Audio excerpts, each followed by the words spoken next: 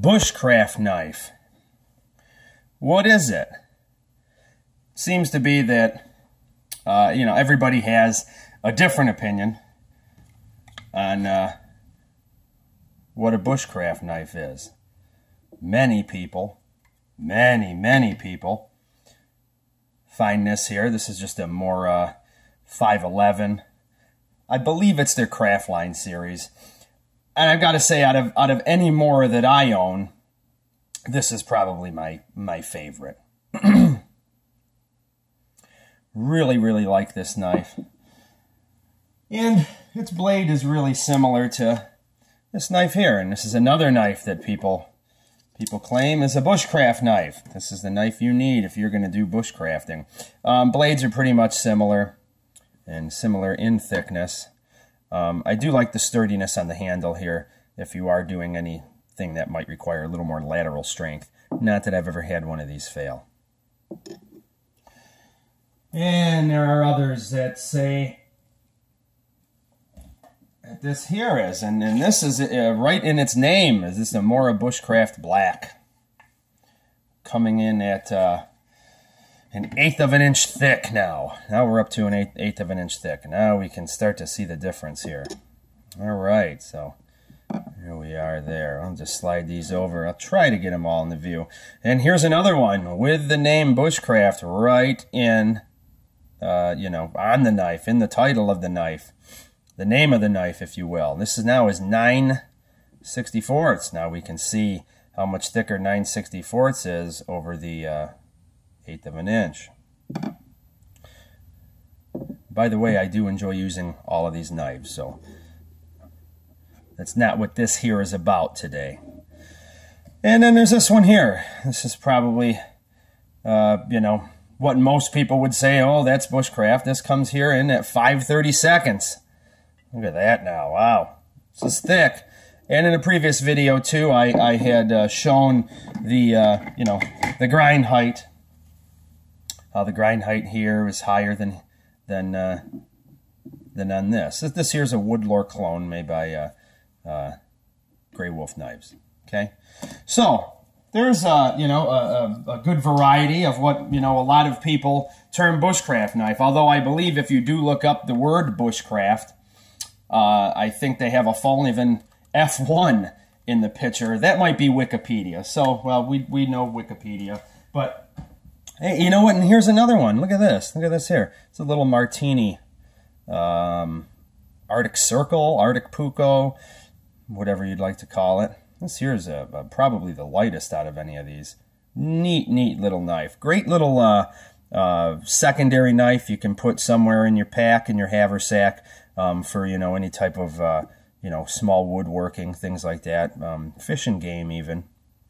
Okay. So here we are now, and we have what's considered the quintessential bushcraft knives. And if you don't have those knives, many may argue that you may have trouble performing certain tasks that are necessary of a bushcraft knife. Well, I've used all of these, okay? And I've used all of these quite extensively. Not as much the Bushcraft Black, and not as much the classic here, just because I've used this one more. I have used this one here. Here's another classic, I believe the Model 2, and it's a step up from this, and we can see it's thicker now. Okay, and this here is well used. And you'll see that it pretty much, when I say I soften the shoulders, I mean I soften the shoulders. I did this on a belt sander, and I couldn't get my belt sander to get this last portion. Whatever, it's no big deal. I cut roofing shingles with this, open all sorts of bags, whether it be seed bags, feed bags, you name it. This thing is razor sharp, as any Mora is. And if you don't have a Mora knife, even if you just want to grab one for the truck or your barn or whatever, I recommend them. They're inexpensive, but they're not cheap in terms of quality. So I did that, and it improved the cutting performance, I think, okay, for this knife. And you'll see that this is just as thick. This Arctic knife is just as thick as this Mora. Okay, so The problem that we run into is that these knives here, the Scandinavian grind, is really it's a specialist grind, okay? Meaning that it does one thing really, really well. And if any tool does one thing really, really well, it usually doesn't do a lot of other things well, or maybe sometimes even good. And if any of you have ever tried to cut into hard vegetables, or cut an apple in half even, with any one of these knives, you will realize that once you get past this bevel of this knife, okay, once we start cutting, and whatever media we're cutting in goes above this bevel, you're going to see the resistance. And this is factual, okay? This is friction, all right? These are the numbers, basically, okay? And you can't fudge them. You can't lie about them. So you have a knife that's going to specialize a little bit more in woodworking. And you know what? For many people, that is what bushcraft is all about, right? It's, crafting things, woodcraft, bushcraft, campcraft. You're doing a lot of woodworking, okay? And you are, for the most part, if you're rolling in that style. Like I've said previously, bushcraft encompasses everything from prepping to wilderness survival, preparedness, to canoe camping, to hunting, small game fishing, small game fishing, big game hunting. It really encompasses all of that stuff because, bushcraft, you may do a little bit of that, okay? You may be doing some small game hunting and bag a couple squirrels for the day and, have your, canvas tarp and your wool blanket set up in a nice little spot in the woods, and you're going to do out your squirrel and cook them up on a fire that you did using the bow drill method after you gathered your tinders, and you're going to eat your squirrel, and you're going to have a nice cup of coffee. All right, so in that instance, that's more along the lines of what I would be into. Now you're doing some different things, right? Now you're doing out game. And if you're involving camp cooking, now you might be slicing meat, cutting up vegetables, and doing those things, okay? So now we're already into other things other than just planing wood or shaving wood. And, if you look at a chisel or a wood plane, it has that flat bevel. Now, we know that Moras don't come completely flat. They're actually slightly hollow because of the process with, I believe they use a large wheel. And correct me if I'm wrong. I could be very wrong. But they usually do have a little micro. And I've heard that the Mora Yardbird does have a micro bevel. I believe this did come with a micro bevel. And also with Moras, you'll notice too, it's something in the manufacturing. If you take your fingers and gently, be careful, don't cut yourself, and you ride them along that grind, every one of them have a hump around the belly portion. And you'll feel it. It's a noticeable hump. Doesn't impede anything, at least not enough for most to notice, I would imagine. So this knife here, like I said, I softened the shoulders up on that, and I found that it worked much better doing a myriad of tasks, not just shallow cuts into wood. Because let's face it, it's for shallow cuts into wood. All right?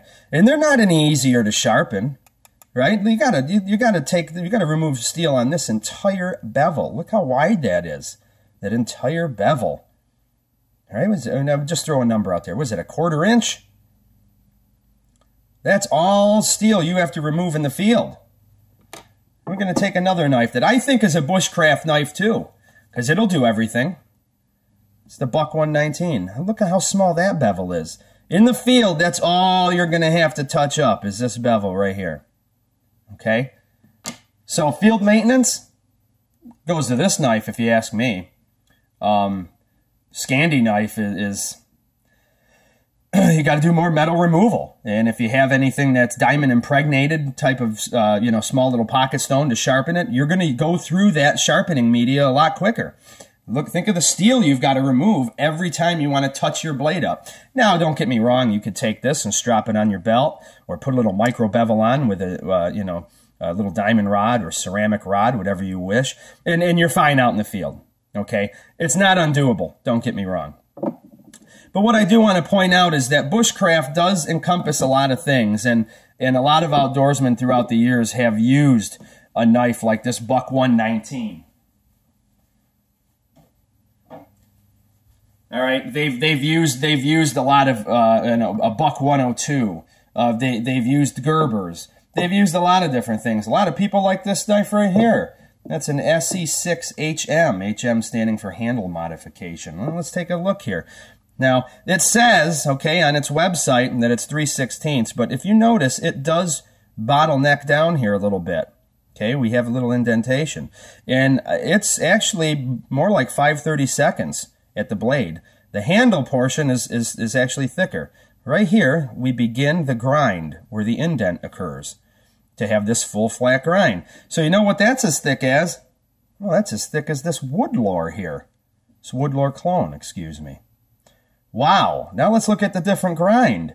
We're talking about geometry, right?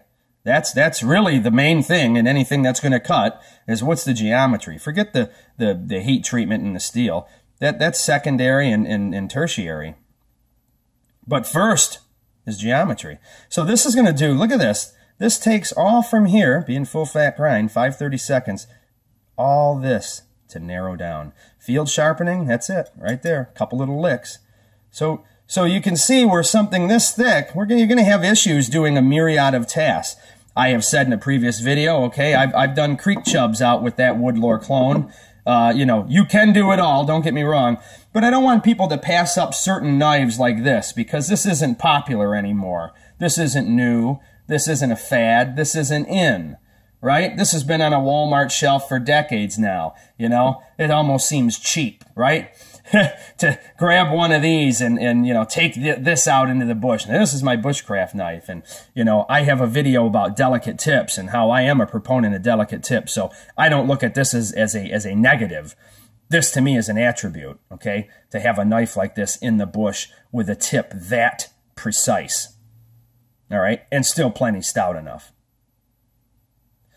Okay, so this will, all right, make beautiful feather sticks. This will sharpen up amazingly easy in the bush with pretty much just about anything. Even a natural material, perhaps like a rock. All right. This will do fish and game very easy. Very easy. Food prep, very easy. Even truncating, cross-grain batoning. This will bite in far deeper than this will. The one thing this knife will not do, and if you watched my last video about Buck 119 and flint, it pretty much will not throw a reliable spark to make fire with, you know, char cloth, flint and steel. That's the one thing that this won't do. But if you're like me and you carry a pocket knife that is high carbon steel, my pocket knife will. So, you know, for the need to do a fire to that degree, I can just use my pocket. Here's another knife. I enjoy this knife. This has probably been my knife here, you know, for a little while now. And this thing goes everywhere with me. It's a little dirty. It's a little beat up right now. I got to clean her up and give her a good sharpening again. But it's still plenty sharp. It's still shave you, still go through hide, branches, you name it. 3V, no problem there. But okay, well, there's my bushcraft knife. I can do amazing feathers with that. Truncating, batoning, being 3V, that acute tip, oh yeah, I can bore wood. It's almost, you know, like a drill bit. And because of that 3V steel, there is no issues with the delicacy of that, okay? The delicateness. All right, so like I said, I modified this more here and pretty much eliminated that grind. And I found it works a lot better. Because I may, you know, yeah, I want to shave sticks and I want to make tent pegs and I want to make shelter poles and do all those things. But I also want to, you know, cut some carrots up and some cheese and some different things like that and do some camp cooking and whatnot. So what is a bushcraft knife? Well, I guess it's whatever you're going to take out there with you to perform these tasks, okay? I can make a hearth board with this. buck 119. All right? I could do that. I could make shelter with this. I could do my fish and game with that. Do a tri-stick with that. No problem. No problem. I can do it with this. All right, I can do it with this. One of them's going to shave wood a little bit better. Which one's it going to be? Of course. The one with the grind that is indicative of shaving wood better, right? The Scandi grind.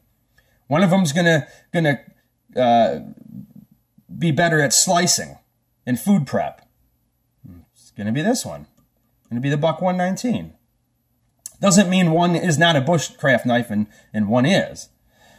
People in some circles and on some forums have tried to tell people what tools are the ones you should have, and if you don't quite have those tools, you might not be taken serious. Well, people who speak like that, they're really the newbies. All right, sure, perhaps they can do these little tricks and these little things online and you know, in the world of YouTube. But if you are denouncing other types of knives, saying that they won't work, or that if you use them, you should rethink your tool set, well, that's just immature, if you ask me. There is a multitude of phenomenal woodsmen out there, okay, that use knives that do not have a Scandinavian grind. Okay, so I've said before, one size doesn't fit all, and I took a Scandi knife and made it more convexed, right? One knife does not fit all. Okay, I just don't do only woodworking. And I just don't do only game and food prep. So I'm looking for a knife that's going to do both. And I tend to do woodworking a little bit more than food prep and game. So to me, that's what I've really liked about a convex grind. In my mind, I feel it's, of course, very easy field sharpening. I mean, you can hone it on your pant leg, on your belt, even on your hand. I've seen people do that. I believe Jerry Fisk. Okay. All right. So I pick a grind that's going to cover a multitude of those things. And if I'm going out with the intention on doing prolonged carving sessions, perhaps spoons or whatever it is you're doing, a hatchet handle, you know, maybe I would take something like this to do a little bit of whittling. Let's face it, this is more comfortable, right? This is more comfortable. So it's the right tool for the right job. So I would, you know, maybe I would throw this in the haversack. You know, when it comes time to getting some ridge poles and things like that, I love doing it with this. All right, quick and easy, wrist-sized saplings and just a shot or two down. I add a little tension by bending the sapling, but you know, I'm not rocking a knife back and forth, or I'm not pressing a little knife either into heavier duty. You know, some people think like that in terms of handguns, right? Pistol cartridges. You know, really making a 357 load super hot. You know, to the point where you may do damage to the gun, where someone else goes, I'll just load down a 44 Magnum. Right? Same type of thing. Heck, I'm going to do all the fine work I'm going to need to do with that, right? Or that. Or this. I'm going to do all the fine work I'm going to need to do. All right? But also, when I do start batoning some wood and reefing on the knife a little bit more, I've also got a little bit more knife there. Now, I've never broken a Mori either, and they are definitely durable. I've never broken any knife. I've damaged a couple tips on them, but I've never broken a knife. Bushcraft knife. What is it?